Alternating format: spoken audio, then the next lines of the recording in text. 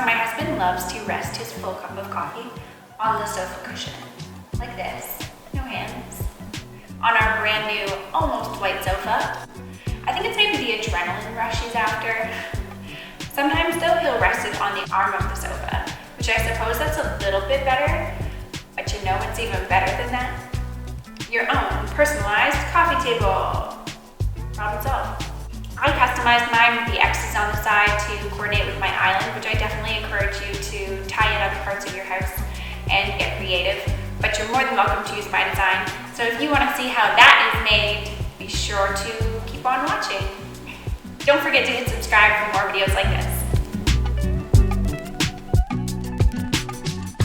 First thing we're going to do is cut our pieces for the frame. You'll need 4 at 7 inches, 4 at 9 inches, and my middle pieces were 24 inches, but yours may be different depending on the height of the arm of your sofa. Once you've got them cut, give them a quick sand. To make it so that we can't see any screws in our finished project, I'm using a pocket hole jig. I'm putting 2 holes in each 7-inch piece. Put your first hole on any side you want, and then on 2 of your pieces, put your second hole on the side to the left on the opposite end. And for the remaining 2 pieces, put your second hole on the opposite end on the side to the right. Now you can screw your frame together. First I assembled the squares that go on either end using 1.5-inch pocket screws, and then I attached the middle pieces using 3-inch screws.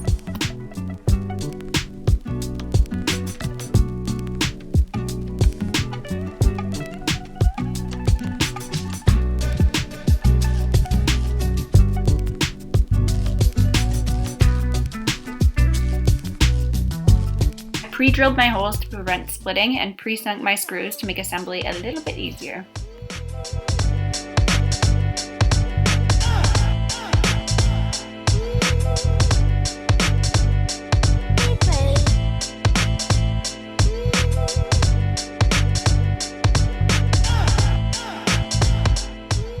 Next, I cut a strip of 1/4-inch ply and a piece of 1/2-inch ply to fit the outside of my frame. I drew my design on the piece of 1/2-inch and cut it out with my handy-dandy scroll saw.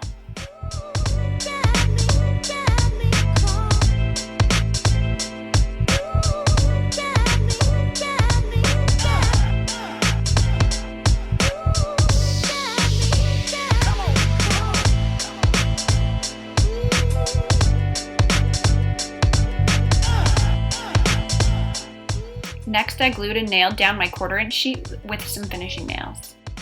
Now you've got to be real careful with those finishing nails, folks. If one gets away, you might want some safety glasses.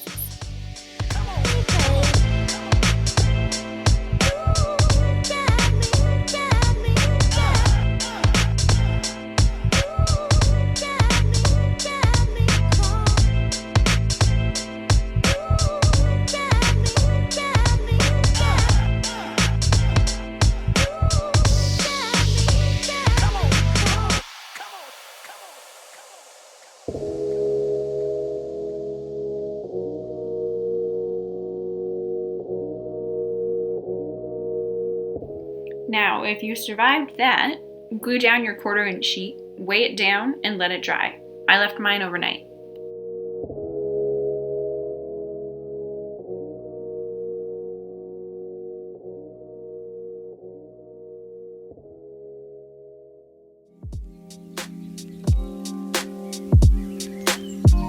Now this next part is really crucial. Because we had 3 layers of wood that are visible from the side, we want to give it a really good sand. We don't want to be able to see any of the wood seams once it's painted.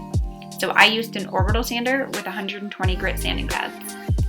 You can add some wood filler to any cracks to make it perfect and then give it one more good sand. Once you've got it smooth as a baby's bottom, it's time to paint. Make sure you get in all the nooks and crannies and give it a couple coats. I used a ruler where I could to give it a nicer finish. Last but not least, it's time for the top. I used a 1x12 and cut off a 10-inch length. I sanded the edges, stained it, and then glued it and clamped it in place.